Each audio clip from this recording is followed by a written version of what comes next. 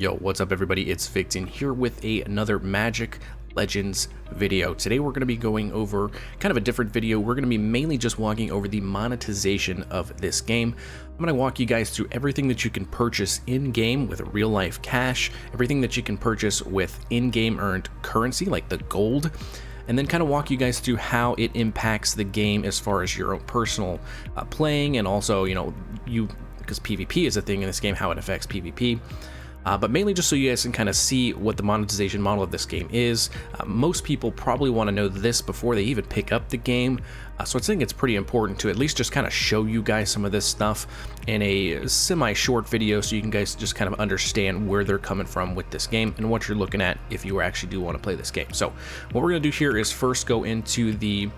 Actually, let's show you the wallet first, so I'll kind of walk you through this. This is kind of your wallet, right? So the Zen is the purchased currency from this developer. You pay real life money for Zen.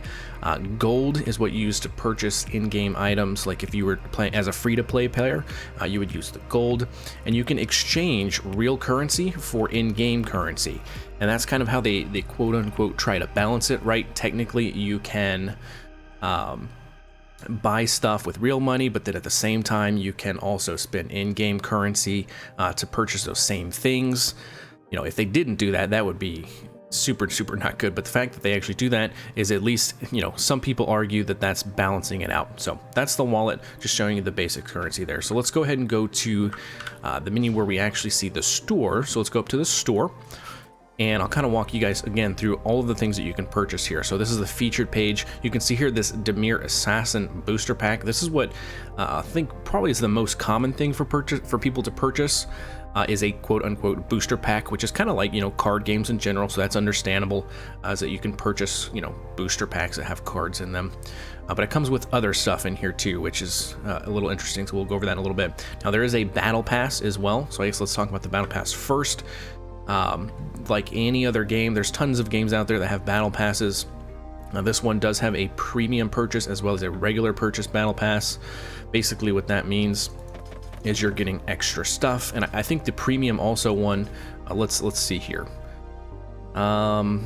Premium game, yeah, so gain 15 levels immediately with premium plus battle pass to get awesome words even faster. So basically you're just getting it a little bit faster. That's pretty standard for most games.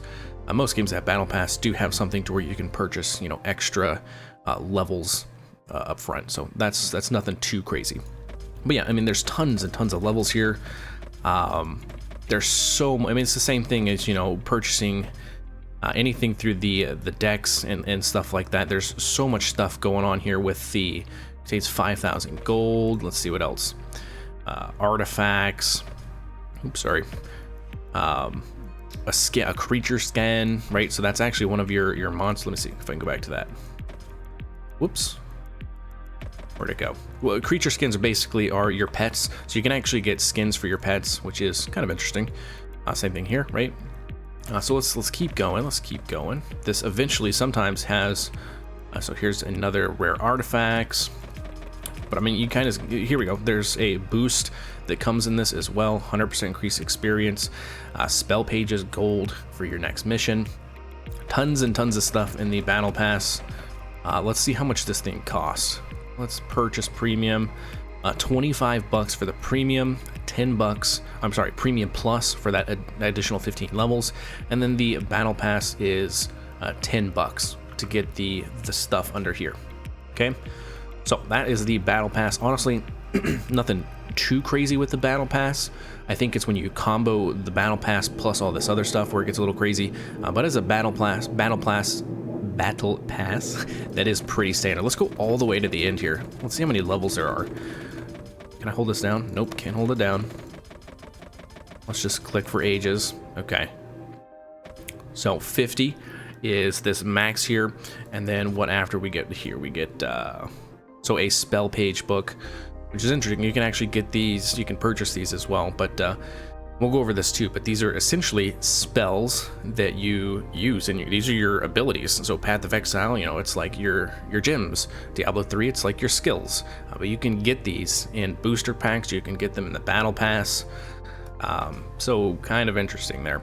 So let's go over to the booster packs, because like I said, that is the biggest thing that probably most people are going to be purchasing, and I think most people are probably purchasing it for the possibility of getting the class, the Demir Assassin. Now, that's, to me, that's pretty crazy that you're going to put a class in a booster pack on a game like this. Now, I do understand that this game is a little bit different than other games. The class doesn't have too much to do with your performance within the game. It's really your spells and how you arrange your deck and all that good stuff. And classes have, each class has 2 different abilities and an ultimate ability. So that is something that is, you know, that does affect your gameplay, is those abilities. But the spells can be used on any class. So you can use any spell on any of these, you know, 5 classes that they have right now, regardless if, you know, you have this fancy one or not. One interesting thing to note though about this class Demir Assassin, I've been seeing tons and tons of people say they spent hundreds of dollars and not even get this thing. There was a guy in chat that was full on rage moding that he spent $500 and did not even get this. I've also seen people say that they've spent, you know, 100, 200 bucks, they get this class and they don't even like it, and they just basically blew, you know, 200 bucks. Granted, you are getting a whole bunch of other stuff as you're having that ability chance to get this class. You're getting all this other stuff, sure, and technically you could even sell that on the market, so that's interesting. Like I said, any of these things that you get, you can actually sell. So like, let's check this one out right here. As you can see up here, this pack can be sold on the Consignment broker. So basically that's the auction house for the game, and you can sell things that you purchase with real life money for gold in game, and likewise people that have gold in game that they've earned, you know, free to play in game, can go to this Consignment broker and purchase these items with that gold. So technically you can play this game free to play and get every item in the game with gold. Granted, of course, it's going to take you a significant amount of grinding in order to get this compared to somebody that just drops $5, right? So let's kind of go over some of these things real quick before we move on. So equipment cash, and again, this all comes from a booster pack that you can buy, right? I think they're like maybe $5 a piece. We'll double check on that, but a booster pack. Here, buy pack. How much is this? So a pack is $3. 5 packs is $12. Okay, so $3. For $3, you have the chance at getting, among other things, an equipment cache. So basically, this is gear.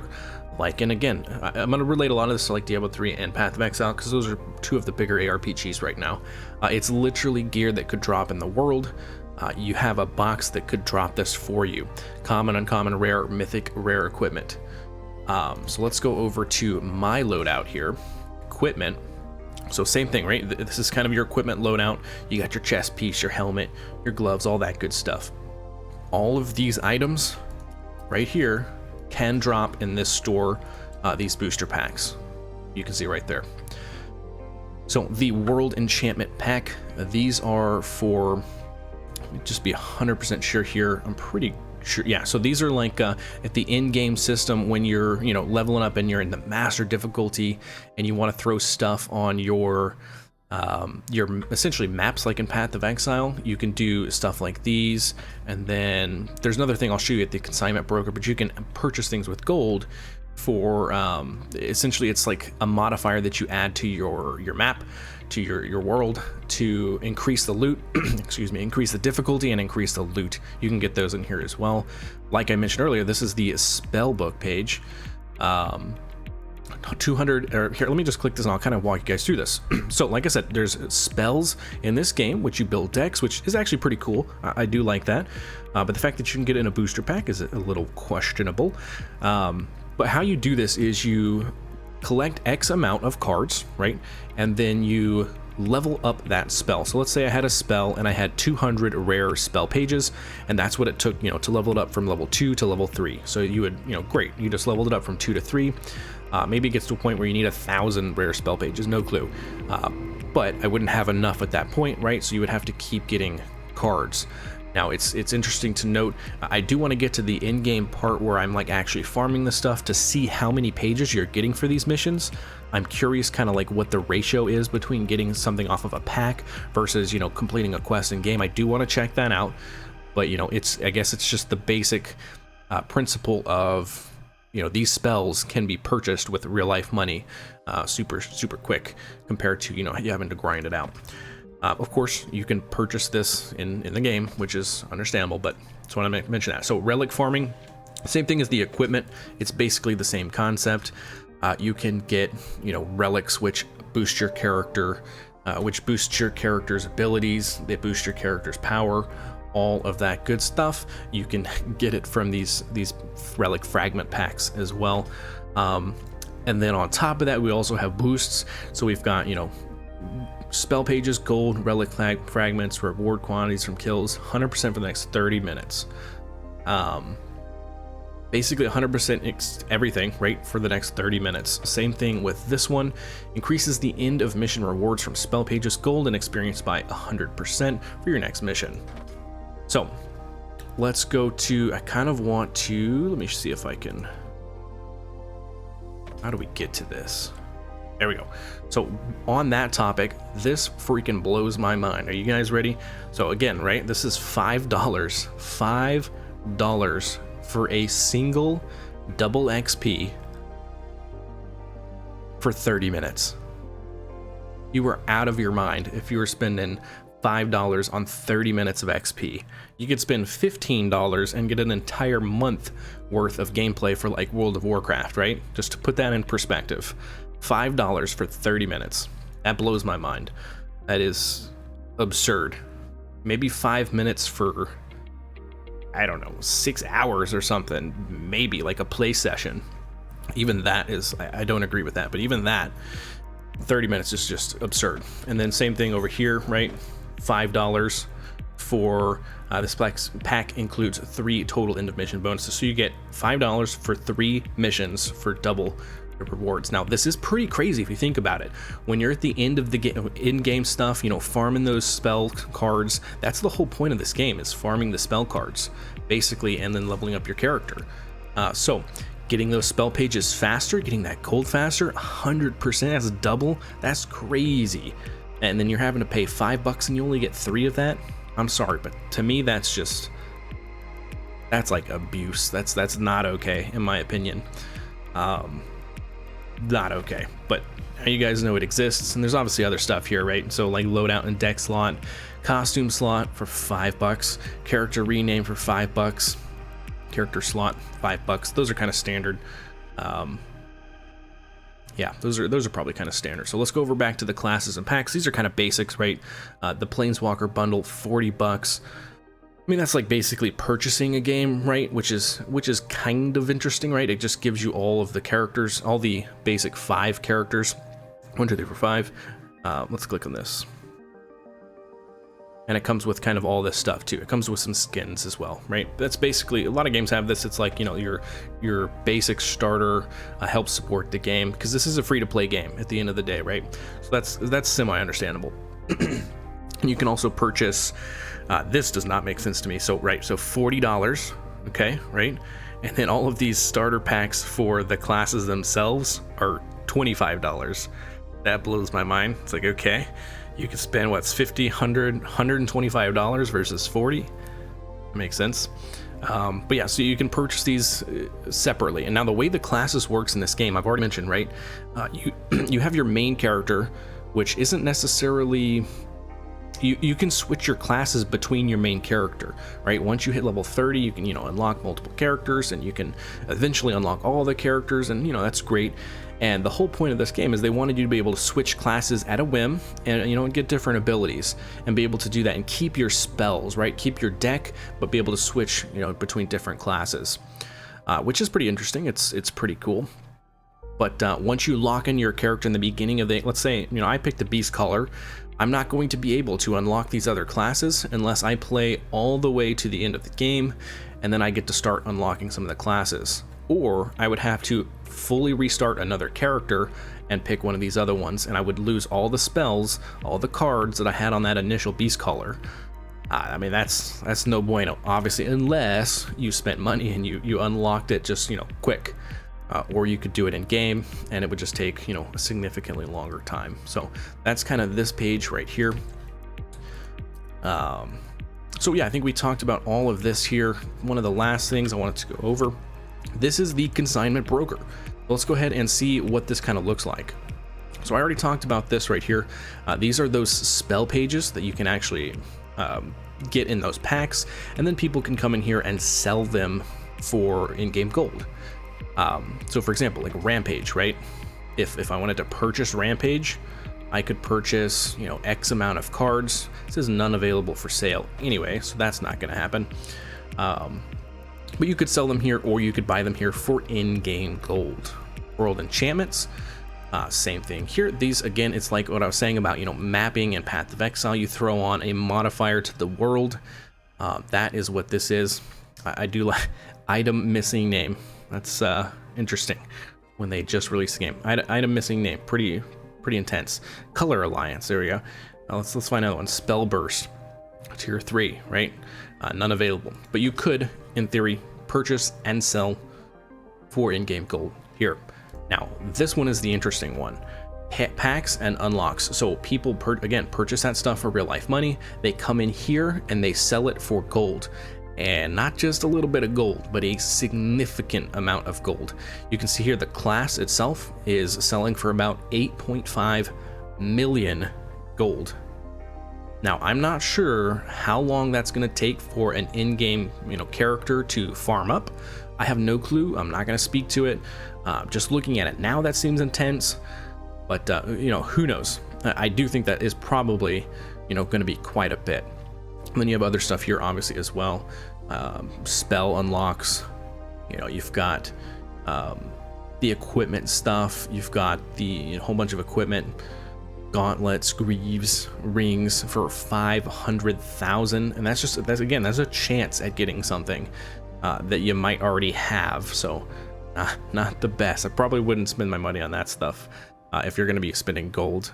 And then the booster pack itself, right? Again, remember $3 for a booster pack. So there you go. You can probably just say that a booster pack is worth, I'm sorry, $3 is about 200,000 gold. So let's do that. Let's do 8.5 million, right? 8.5 million divided by 200,000. That's 42. And then we're going to do times $3. So if I were to buy this straight up, it would be about $127 based off of the gold ratio right there. And again, I remember how I meant that's actually probably not too bad if you actually had 8.5 million gold somehow, but $127 is probably about average. I've obviously heard people get in 1-2 packs, but then you got those people that are spending hundreds and hundreds of dollars and not even getting it. But this is updated real time. As you saw, somebody actually just bought one of these, which maybe they bought it, or maybe another one came on the market. Hopefully nobody bought that for 700,000 gold. But you can buy spells in here, right? Same thing. Trait unlock, whole bunch of different stuff is in this section right here. Same thing with sell, right? You could go in and sell this stuff. I could sell this for 7.6 million, and then somebody buys it for 8.5 million. So that's kind of how this works. That was the shop, and I think that's probably all you guys need to know about the monetization outside of kind of how that impacts the game. I think the biggest way it impacts the game directly is probably PvP, because there is 1v1 PvP. So technically, somebody could purchase, you know, a gazillion cards and have the most OP character ever because they spent hundreds of dollars, go into PvP and absolutely smash somebody that is a free-to-play player. Outside of that, you know, it's a PvE game, and everybody argues that, hey, it's a PvE game. Why do you care about other people progressing faster than you? And I've kind of said this in general, that I think it's, you know, I guess I'm semi-okay with that, but at the same time, this is an ARPG compared to, you know, like Magic the Gathering. You even have like Pokemon, stuff like that, right? Or you know, any of those card games, really. You know, I'm fine with you paying money for those packs, and it's kind of just the way it is, but this is an ARPG. Things are a little bit different with ARPGs. Progression, in my opinion, is winning. The whole point of an ARPG is to progress your character, to gear up your character, and if you're able to just spend money on it, it kind of takes the fun out. I guess it's just a feeling that you get as a free-to-play player, that you are somehow not as good or not as, you know, strong as other people by default. It's just an uneasy feeling that you get. And on top of that, I think just as a person that, you know, values other people being good human beings, I think that just the morality behind a monetization like this, you know, when you're spending $5 to get 30 minutes of double XP, which gives a pretty big boost to somebody in the end game, that's absurd. When people are spending hundreds of dollars to get a class that they might not even like, is absurd. So I don't know, it's just me. I think this is an absolutely terrible system. Some people out there are okay with it, and that's more power to them. Whatever you guys, it's an individual kind of thing at the end of the day. The devs they're never going to change this. You know, this is their monetization model. They've picked it because they've done the math. They know that people will spend tons and thousands of dollars, and those will overweigh the people that are not spending anything. They've done the math. They know what they're doing, and they're not going to change it based off of anybody complaining. So it is what it is, and it just comes down to, if you as a player see this model and want to play in a game that has that, if you think it's not going to bother you, then go ahead and play. Like I said in my other video, I think somebody that's going to be wanting to play casually, you know, up to 40 hours just to test the game out, to kind of test the systems, you're going to have a good time. I think you're going to have a good time, and it's not going to be an issue at all if you're just a free-to-play player. I think if you go into the end game and try and min-max your character and all that stuff, you absolutely will kind of feel the weight of being a free-to-play player and the absolute grind that it will be to get all your cards that you need to level up your abilities. You definitely will feel it. So I think that's all I got for this one. I hope you guys enjoyed. This was a little bit longer than I kind of wanted it to be, but I do think that I got pretty much everything out that I wanted to say. But let me know you guys' thoughts in the comment section. Let me y'all let me know if y'all are okay with this model, if y'all hate this model, or even like if you don't like this model but you think you still might play the game, or if you absolutely hate this model so you're never gonna pick this game up again. So you guys let me know your thoughts. That's all I got for this one, guys. I appreciate you guys hanging out, and I will catch you in the next one.